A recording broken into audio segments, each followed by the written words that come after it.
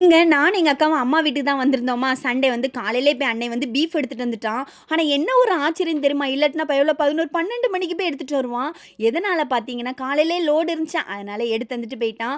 அப்புறம் பார்த்தீங்கன்னா, பீஃப வந்து என்ன பண்ணலான்னு பார்க்கும்போது, இந்த கறி குழம்பு மாதிரி வைக்கலான்னு சொல்லிட்டு, அதுக்கு வந்து தேவையான இந்த வெங்காயம், தக்காளி எல்லாம் கட் பண்ணி எடுத்து வச்சுட்டு, அப்படியே நாங்க வந்து தோட்டத்த பார்க்கலான்னு சொல்லிட்டு போயிட்டோம். ஏன்னா, எங்க அண்ணி வைக்கிறது ரொம்ப நல்லா இருக்கும். அப்படியே இங்க வந்து பார்த்தோம்னா, தோட்டத்தில ஒண்ணும் இல்ல. எல்லாம் வெறிச்சோடி போய் இருக்குது.